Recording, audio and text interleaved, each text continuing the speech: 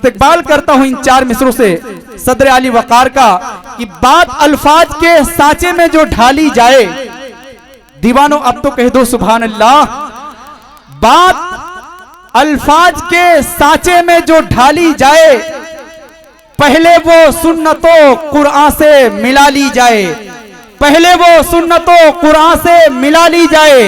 ایک وہ تھے جو کعبے کی بنا ڈال گئے، ایک ہم ہیں کہ ایک مسجد نہ سنبھالی جائے، ایک ہم ہیں کہ ایک مسجد نہ سنبھالی جائے۔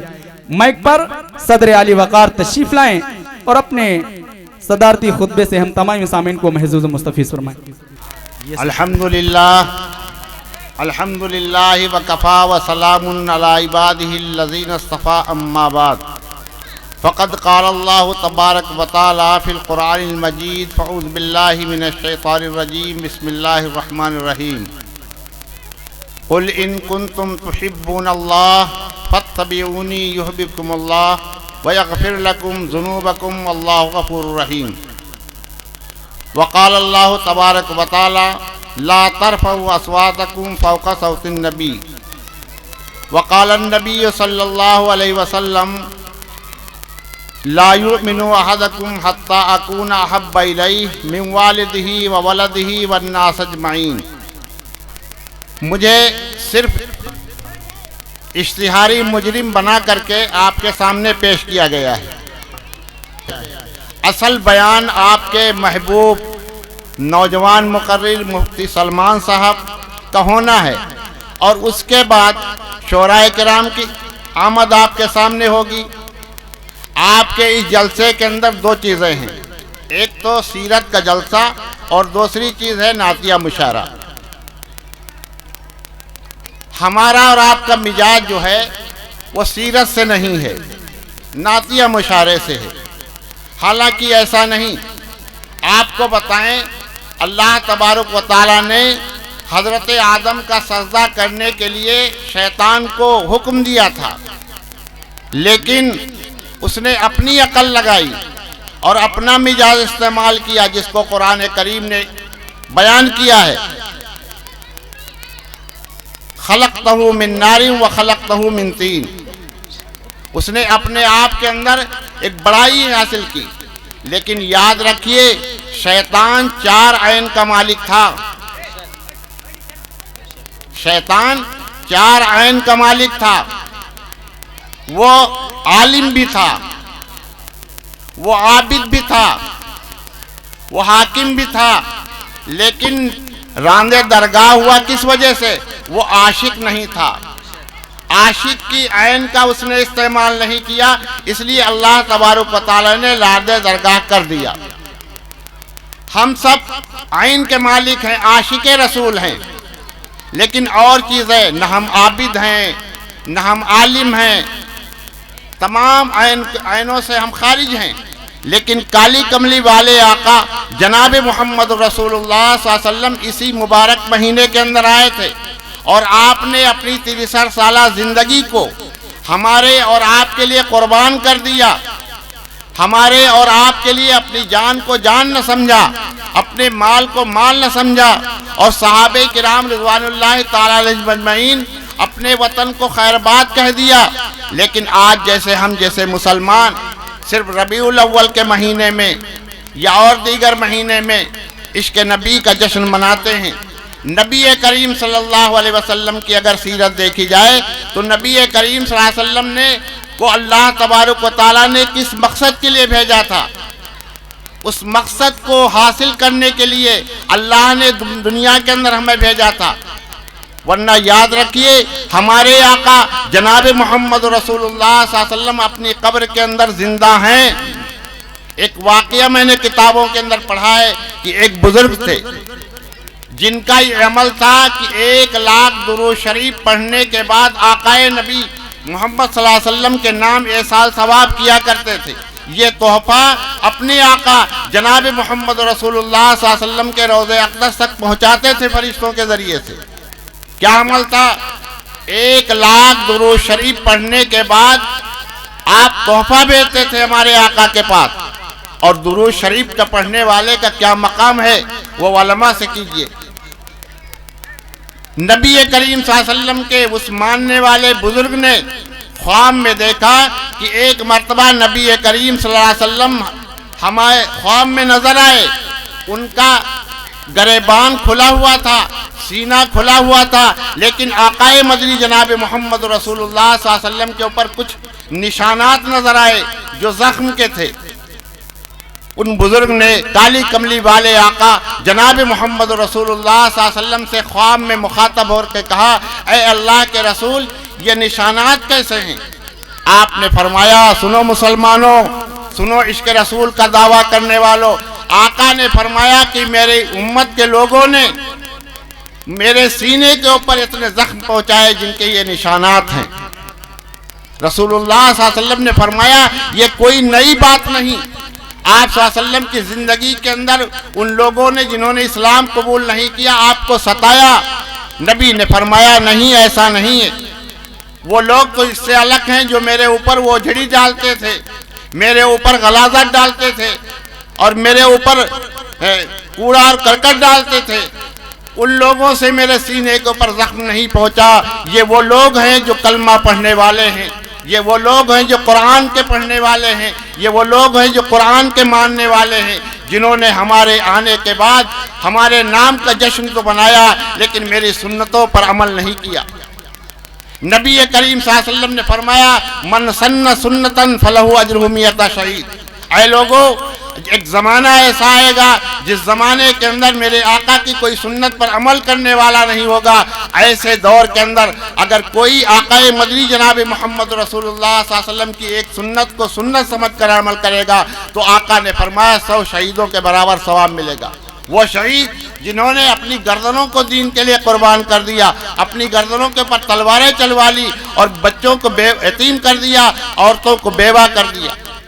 ابھی لاک ڈاؤن کے مہینے سے اور لاک ڈاؤن کے زمانے کے اندر یہ سبق ملا ہے کہ یہ امت جو آقا کی ماننے والی ہے، قرآن کی پڑھنے والی ہے، اس کا تعلق علماء سے ہٹ گیا، اس کا تعلق قرآن سے ہٹ گیا۔ اس لاک ڈاؤن سے علماء نے یہ سبق سیکھا ہے۔ یاد رکھیے، ہمارے شیخ الہند مولانا محمود الحسن دیوبندی رحمت اللہ علیہ جب مالٹا کی جیل کے اندر قید ہوئے تھے، انگریزوں نے گرفتار کیا تھا اور گرفتاری 4 سال کے بعد جب قید سے رہا ہو کر کے آئے تو دیوبند کی سرزمین کے اندر ایک مسجد جس کا نام چھتے والی مسجد کہا جاتا ہے، جہاں سے دارالعلوم کی بنیاد پڑی، اس مسجد کے اندر جب آپ جانے لگے تو اعلان ہو گیا کہ شیخ الہند کا بیان ہونا ہے، شیخ الہند کا بیان ہونا ہے۔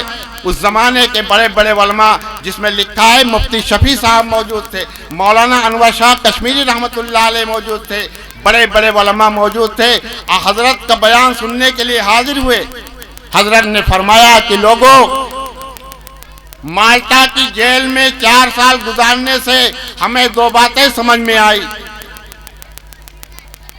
بڑے بڑے علماء سوچنے لگے کہ حضرت کو علم کے سمندر ہیں اور وہاں 2 باتیں کون سی تھی؟ تو آپ نے فرمایا کہ لوگوں، مجھے یہ بات وہاں رہ کر کے سمجھ میں آ گئی کہ آج جو دنیا سے مسلمانوں کا مقام اور مسلمانوں کا وقار اور مسلمان جو مجروح اور ذلیل خوار ہو رہا ہے، اس کی 2 وجہ ہیں۔ ایک وجہ یہ ہے کہ اس نے قرآن سے اپنا ناطہ توڑ لیا، علماء سے اپنا رشتہ الگ کر لیا۔ سوچنے لگے کہ قرآن کو ہم پڑھنے والے ہیں، قرآن کو ہم اپنے سینے سے لگانے والے ہیں، اپنے بچوں کو حافظ قرآن بنانے والے ہیں، پھر کیسے ہم اس سے الگ ہو گئے؟ نہیں، قرآن ہماری زبان کے اوپر ہے، قرآن بچوں کے سینوں کے اندر ہے، لیکن قرآن جس چیز کا اعلان کر رہا تھا اور جس چیز کے لیے قرآن آیا تھا وہ آج ہماری زندگی کے اندر نہیں ہے۔ اگر ہوتا تو اس لاک ڈاؤن کے موقع پر آپ کے علماء، آپ کے مسجد کے امام بھوکوں نہ مرتے۔ مسلمانوں یاد رکھو، عشق نبی پہ ہم مال خرچ کر رہے ہیں، شادی بیاہ کے موقع پر مسلمان اپنا پیسہ خرچ کر رہا ہے، لیکن کالی کملی والے آقا جناب محمد رسول اللہ صلی اللہ علیہ وسلم کے نائبین کے اوپر 1 پیسہ خرچ کرنا مسلمان پسند نہیں کرتا۔ میں بھی اسی میں گھرا ہوا ہوں۔ لاک ڈاؤن کے موقع پر وہ چودھری، وہ اپنے گاؤں کا صدر جس کے پاس قوم کی ملکیت تھی، لاک ڈاؤن کے موقع پر مولوی سے کہا تمہارا استعفیٰ اب ضرورت نہیں ہے، اس لیے مسجد میں نماز نہیں ہوگی، بچے آئیں گے نہیں۔ یاد رکھو پوری زندگی آپ کی وہ امامت کرتا رہا، آپ کی نماز درست کراتا رہا، آپ کے بچوں کے نام کا تجویز کرتا رہا، آپ کے بچوں کو تعویذ بنا کر کے پانی پھونک کے دیتا رہا۔ لاک ڈاؤن کا موقع آیا جب وہ کام کرنا رہا، خدائے پاک کی قسم میدان حشر کے اندر رسوائی ہوگی۔ ہم نے کالی کملی والے آقا جناب محمد رسول اللہ صلی اللہ علیہ وسلم کے عاشقین کی کتابوں کا مطالعہ کیا۔ مولانا الیاس رحمت اللہ علیہ جو بانی تبلیغ ہیں، جن کی وجہ سے آج ٹوپیاں دنیا کے اندر نظر آ رہی، جن کی وجہ سے آج حفاظ کرام کی تعداد آپ کے سامنے ہے، یوں لکھا ہے کہ مولانا الیاس رحمت اللہ علیہ کی ایک مرتبہ کہیں پہ دعوت ہوئی، اور اس دعوت میں شریک ہونا آج بھی درست نہیں ہے۔ جس شادی کے اندر نبی کی سنت کے خلاف عمل ہو رہا ہو، لیکن دعوت کا قبول کرنا اور دعوت کا کھانا اور کھلانا دونوں سنت ہے۔ مولانا الیاس رحمت اللہ علیہ اپنے مکان سے نکلے اور جانے لگے، اور وہاں خلاف معمول خلاف شرع جو شادی کا نظم تھا، وہاں سے لوگ اللہ والے واپس آ رہے تھے۔ راستے کے اندر مولانا الیاس رحمت اللہ علیہ سے ان اللہ والوں سے ملاقات ہوئی۔ انہوں نے کہا حضرت کہاں جا رہے ہو؟ فرمایا کہ فلاں شخص کے لڑکے کا نکاح ہوا تھا، آج اس کا ولیمہ ہے، اور ولیمہ کرنا، ولیمے میں شرکت کرنا، ولیمہ کھانا دونوں نبی کی سنت ہے۔ ان لوگوں نے کہا حضرت وہاں تو شریعت کے خلاف عمل ہو رہا ہے، ناچ گانے کی محفل سجی ہوئی ہے، باجا بج رہا ہے، اور وہاں خلاف شرع عمل ہو رہا ہے۔ حضرت کا جواب سنیے، حضرت نے فرمایا کہ نہیں، اس نے مجھے دعوت دی تھی، اس کے دروازے جانا میرا کام ہے۔ حضرت چلے گئے، اور جانے کے بعد حضرت وہاں بیٹھ گئے، اور بیٹھنے کے بعد اس ولیمے کے مالک کو، گھر کے آدمی کو بلایا اور کہا تمہارے لڑکے کا ولیمہ ہے؟ اس نے کہا حضرت میرے لڑکے کا ولیمہ ہے۔ تو آپ نے فرمایا کہ یہ بتاؤ تمہارے اس ولیمے کے اندر ایک ہی تمہاری اولاد ہے، اگر اس ولیمے کے اندر تمہارا پرجا ناراض ہو جائے تو تم کیا کرو گے؟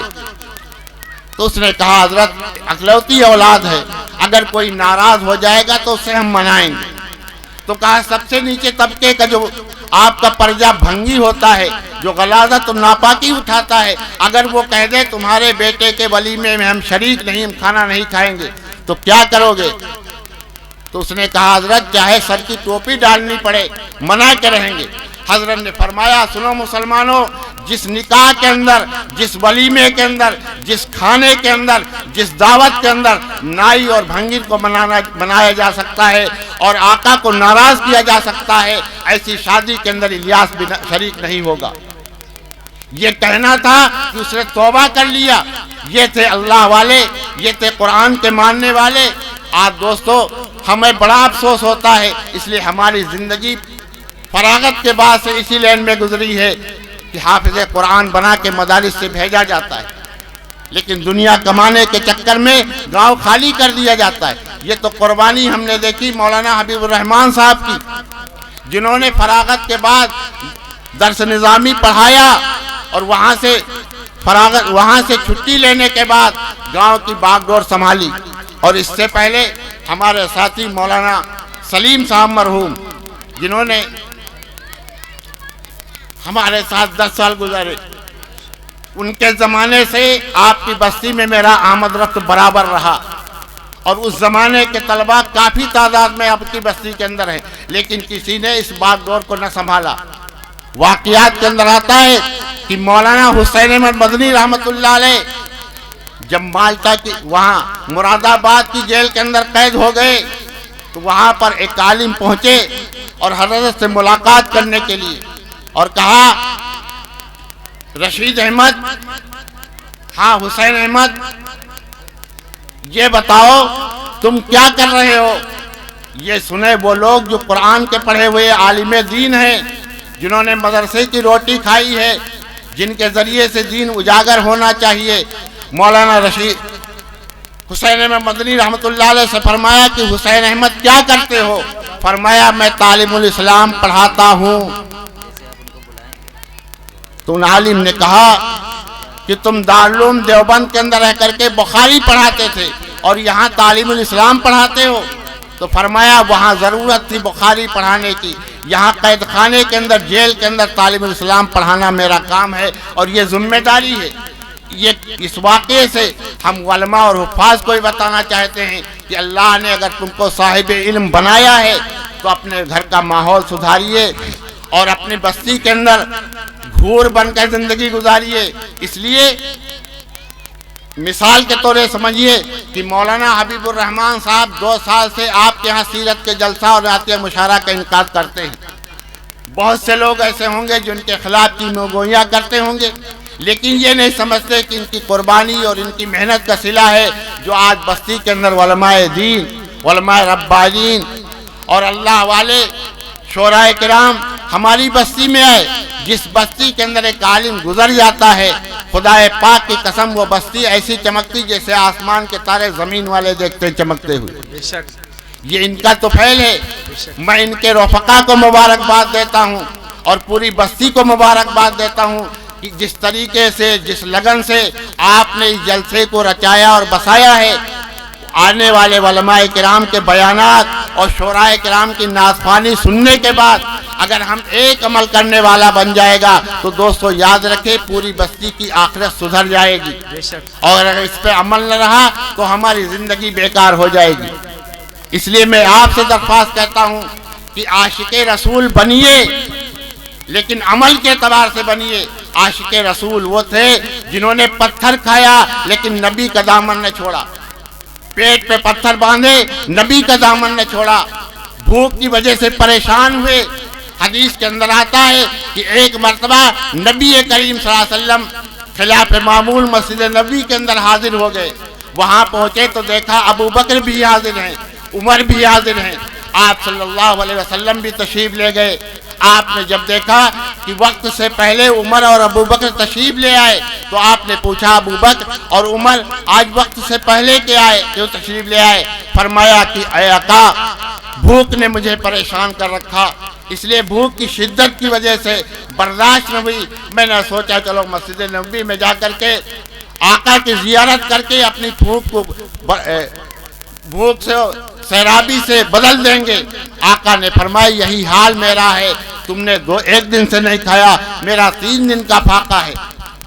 اللہ کے رسول اس بھوک کی حالت میں جس صحابی کے دروازے پہ گئے، اس صحابی نے جو انتظام کیا، آقا نے کھانا آنے کے بعد روٹی اور سالن رکھ کر کے فاطمہ کے گھر پہنچایا اور کہا پہنچا دو، تمہارا 1 دن کا فاقہ ہے، میری بیٹی فاطمہ 3 دن سے بھوکی ہے۔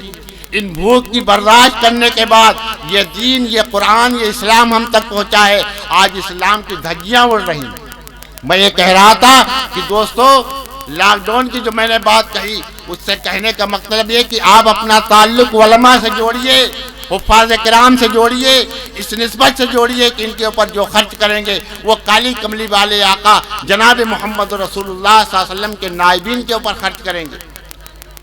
لیکن لاک ڈاؤن کے اندر یہ حال رہا کہ مولوی صاحب جاؤ، تمہارا کوئی یہاں انتظام نہیں۔ یاد رکھیے اگر پریشانی آئی ہوگی تو وبال جان آپ کے اوپر بنے گا۔ میں نے ایک مرتبہ اور جگہ بیان کیا، صرف بسواں ایک قصبہ ملا ہے جس قصبے کے سیٹ حاجی اشرف صاحب جو کئی بھٹوں کے مالک ہیں، میں نے مسجد تعمیر کرائی لال پور میں نئی آبادی کے اندر، وہاں پر ان کا تعاون رہا۔ میں بسواں جب پہنچا تو یہ پتا چلا کہ وہاں کے اشرف بھٹے والے نے ایک لفافہ تیار کیا۔ دوستو اس سے سبق لیجئے گا اور اپنے گریبان میں رات کی تنہائی میں سوچئے گا کہ ہم نے کیا نہیں کیا۔ اشرف بھٹے والوں نے لفافے کے اندر پیسے رکھے اور رکھنے کے بعد یہ کہا کہ ہم غربا اور مساکین کے اوپر لاک ڈاؤن پہ خرچ نہیں کریں گے، اس لیے ان کو دینے والے بہت ہیں، ہم یہ رقم اور یہ لفافے حفاظ کرام، عالم دین، اماموں کو تقسیم کرائیں گے۔ میں جب بسواں پہنچا تو ہمارے ایک بھائی 18 سال سے وہاں امامت کرتے ہیں چودھری مسجد میں، قاری صغیر صاحب نے کہا کہ بھیا یہاں تو ایک عجیب معاملہ ہوا۔ تو میں نے کہا کون سی بات؟ کہا حاجی اشرف نے لفافوں کے ذریعے سے علماء کی خدمت کی ہے، اور وہ خدمت یہ ہے کہ لفافے کے اندر پیسے رکھ کے بھیجے گئے صرف اماموں کو اور مسجدوں کے اماموں کو اور مولویوں کو اور مدرسے کے ذمہ داروں کو بھیجا گیا۔